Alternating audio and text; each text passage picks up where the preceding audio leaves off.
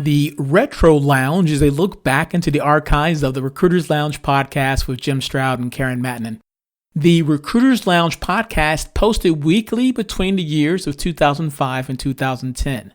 With energy, wit, and opposite points of view, Jim Stroud and Karen Mattinen discussed, debated, and squabbled like children over HR issues that affected the workplace and society overall for the benefit of all who would listen.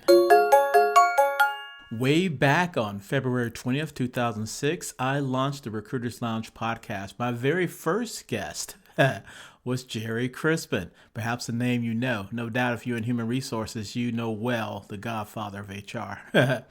Well, back on February 20th, 2006, I interviewed Gerry Crispin about recruiting in the year 2016. So, what did he have to say about recruiting in the year 2016, way back in 2006? Tune in to find out. I'm sure will be amazed at how accurate he really was. All right, listen in after this. Launching an innovation in HR tech is no small feat. With all of the noise and countless vendors in the market, sometimes the most promising innovations don't get the chance they deserve to impact HR. And while early and growth stage founders are highly innovative, most aren't experts at scaling revenue to drive growth and support their vision, which can mean the end of the road for many startups. That's where Pure ACV comes in.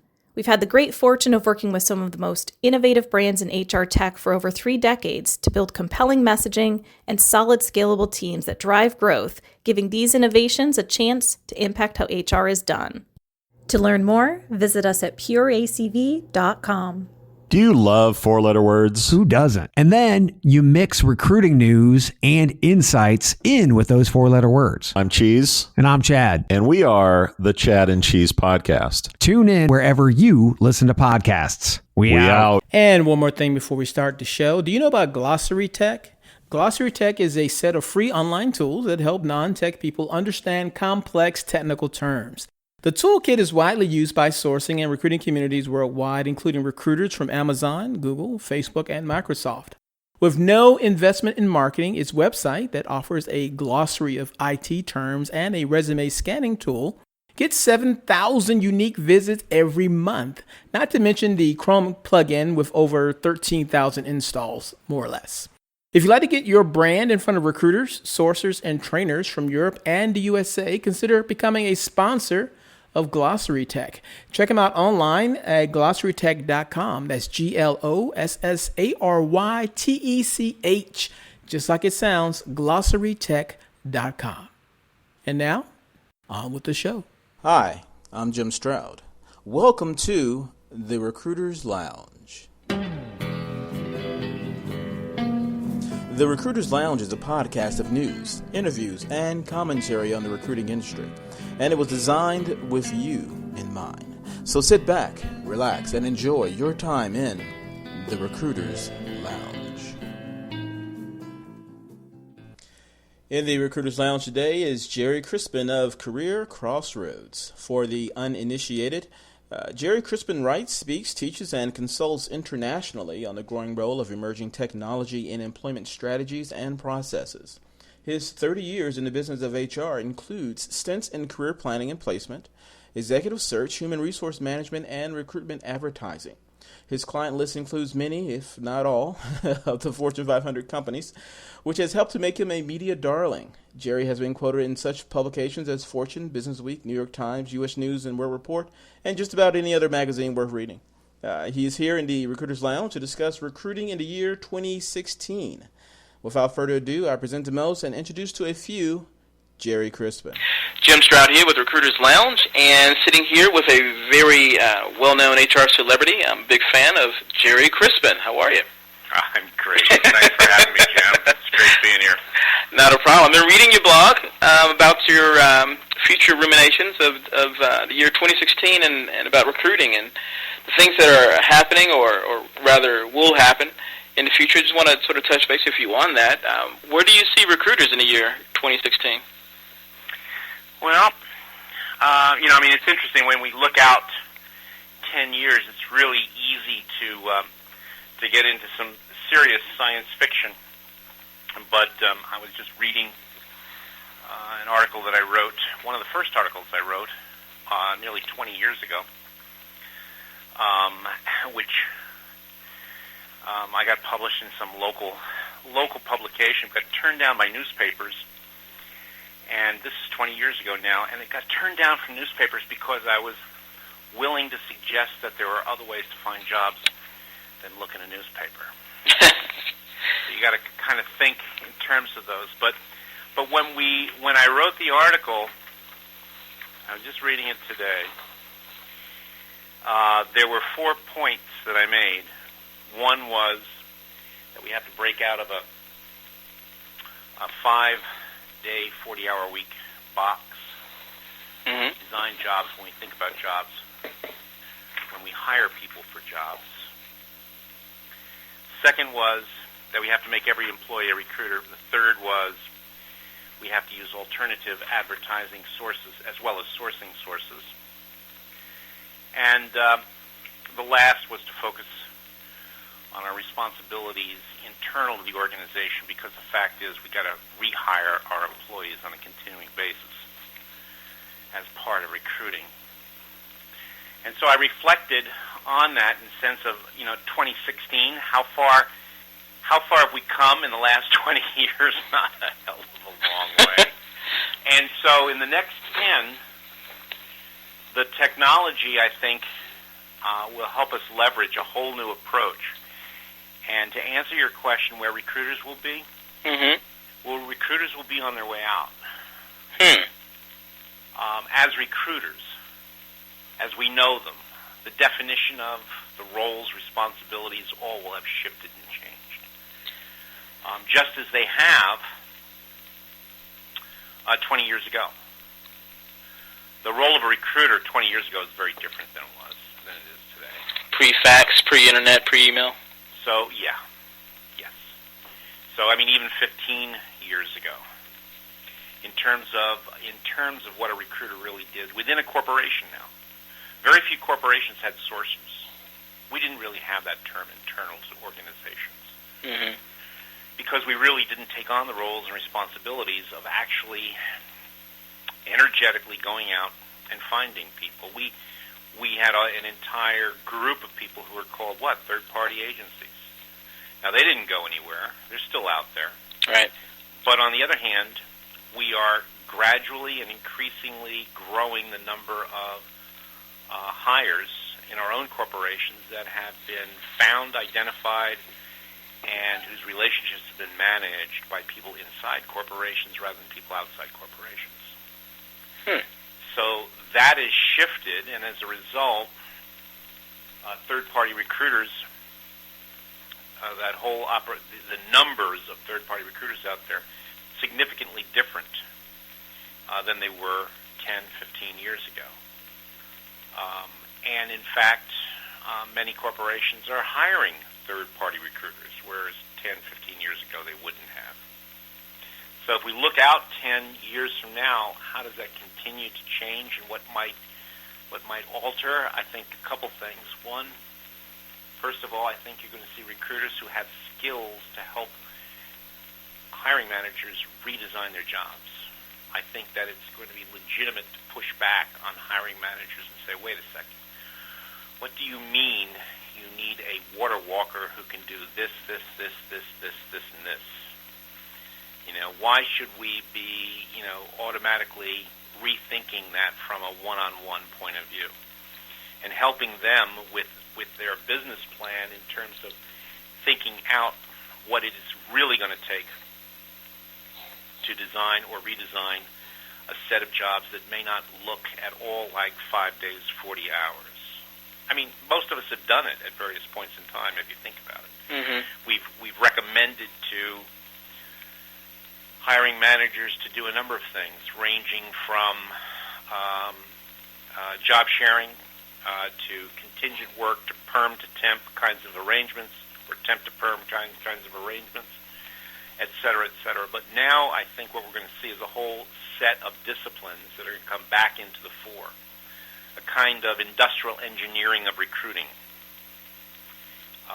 where we're going to see significant skills and competencies in that design end that will allow us to rethink the job. And what it might mean is the person who is planned to leave, because maybe we're working not with an empty position, but with one that we have a boomer going out, right? And more likely, it will be a boomer who's going out in the next 6 months to a year, and thinking about how we might extend that person's capability to bridge to the next person if we don't have somebody internal, how we might use that individual remotely to help mentor the new person coming on board, potentially bringing that person in as a contingent person who might eventually become a full-time. Do you think they will raise the retirement age in light of that? You think they'll eventually raise the retirement age as the labor shortage comes in? Conceivably, those things from a societal point of view will continue. There's no question that will probably happen. And it'll probably be mutual in the sense that most people don't want to retire if they still have 30 or 40 years that they're going to live. Right. You know, they still want to do stuff. They may want to do it differently. Right. Maybe they don't want to work 40 hours. Maybe they want to work 20 hours, every other week. And how does that fit in with what your business is trying to accomplish? Well, if I can get 3 or 4 people to do that, I may have an even better job with more synergy. Mm-hmm.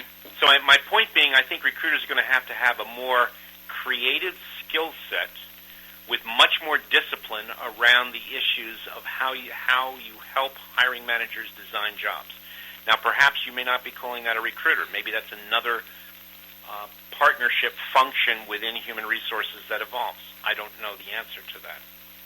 But we're going to have to find alternatives than simply taking a wreck and running out there and trying to find a body. Yeah. Because that primitive notion of recruiting is transactional and is going to be disintermediated just like everything else. There are secretaries that still exist. We still understand what that word is and the definition of it. Mm-hmm. But anybody who was around 20, 25 years ago, there isn't a fraction of the secretaries that there were 20, 25 years ago. They're gone. Right. They really are. How would you or counter argue this statement? Whereas in the future, there's no such thing as an employees per se, but everyone is sort of an independent contractor or a smaller company working within a company. You have sites like Elance, Guru, and eBay, for example, where people may get online and auction their services to the highest bidder for a certain amount of time for different projects and so forth.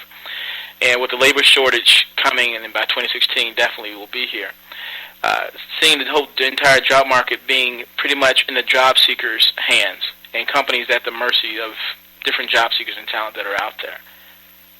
I think that's a legitimate point of view. I do think that contingent work and the whole concept of a contract workforce has some limitations, only in the sense that that from an employer point of view, there are some core capabilities that you literally want to buy into the business. So I think that you're going to find that there will be probably a stronger definition for a full-time employee that is going to connote much more of an owner, at least in the sense of an attitude. Mm-hmm. If you think about the highest performing people within your organization who are empowered, part of it is that attitude that says, this is my company. I have full responsibility for this company from whatever point of view I'm at. Mm-hmm. And those are the kinds of people that we're going to want to lock into our organization, and for whatever legal definition is required, that's going to be the full-time person. And then surrounding that core will be contingent workers, contingent labor, that will range from hourly and part-time kinds of activities to people who are on the periphery, people who are coming into potentially that core group, people who might be leaving that core group and maintaining some kind of mentorship or peripheral relationship that adds value. And the part of the role, I think, of human resources is going to be to understand the structures of those and understand the management of those, the incentives around those, et cetera, and obviously the acquisition of those and retention. So recruiting will have a critical role to play. But as you build those kinds of structures where you have people there are more people who are more temporary, you complicate the work design and the workflow processes and the management of them, so that you're going to have an incredibly skilled human resource and recruiting function, and one that operates not on the basis of a reactive mode, but one that is truly operating off of a business plan. One thing I was thinking of also in the future, in that there's so many companies and, of course, so many employees, and although the companies may change, the basic skills will apply to pretty much whatever company is out there.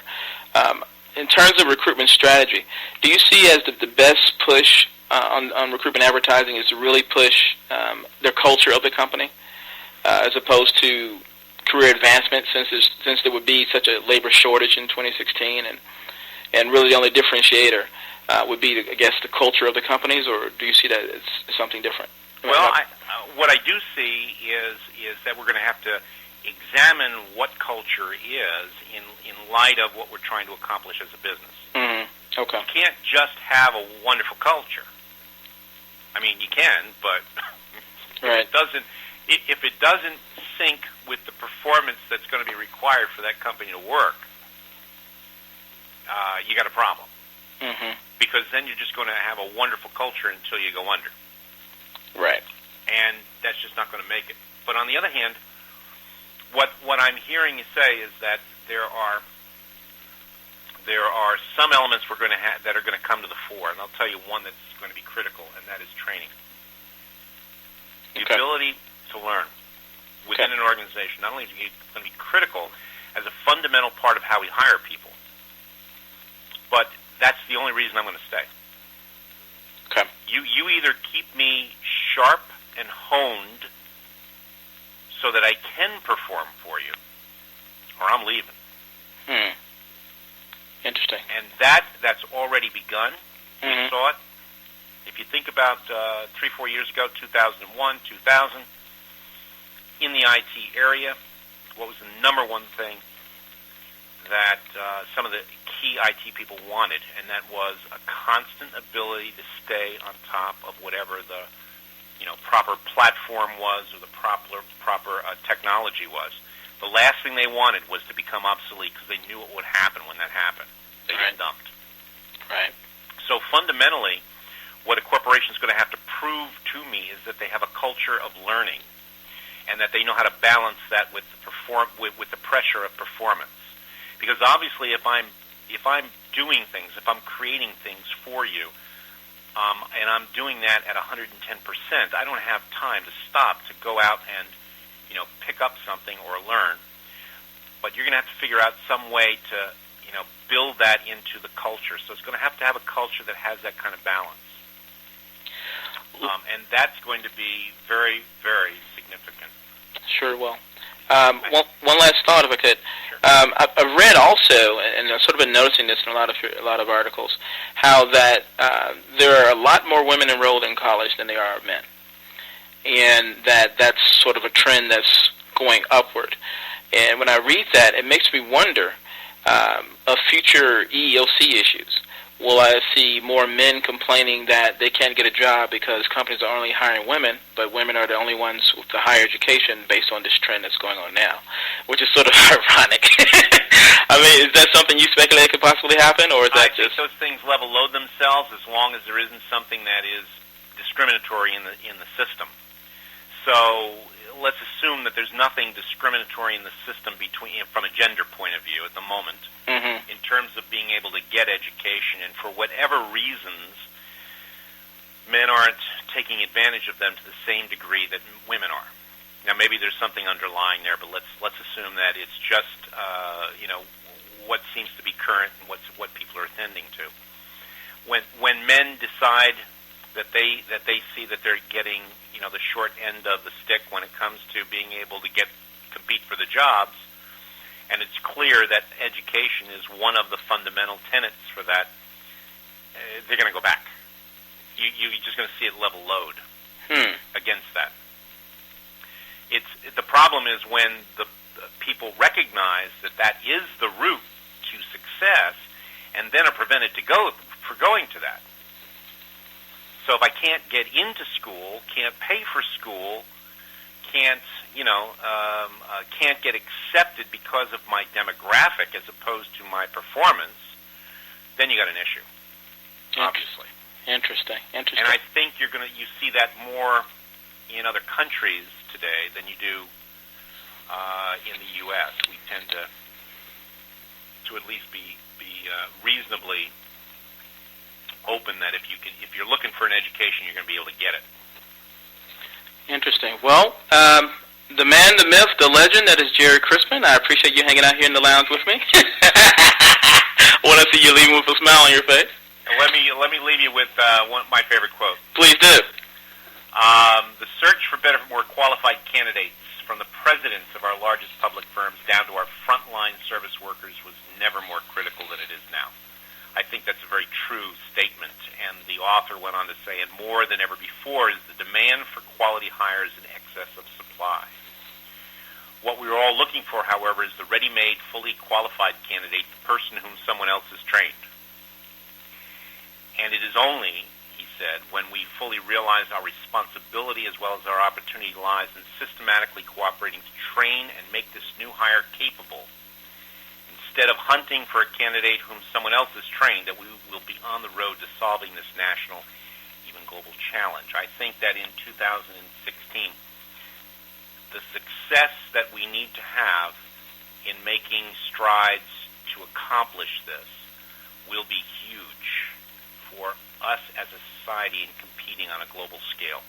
If we are not willing to make the kinds of commitments now to train people at all levels from grade school on up,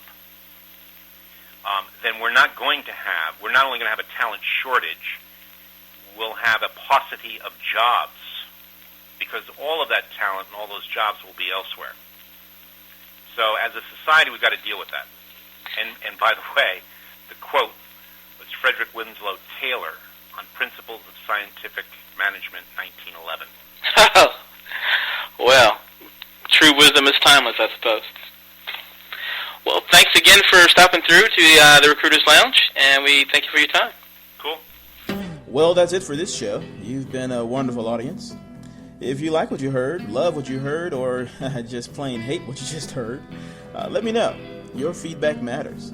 You can reach me through my website at jimstroud.com/podcast. That's JIMSTROUD.com/podcast. So until next time, I'm Jim Stroud, and you're not. And so this ends this edition of the Retro Lounge, home of classic episodes of the Recruiters Lounge podcast. If you haven't already, subscribe now so you don't miss a future episode, okay? Cool. Until next time, bye-bye.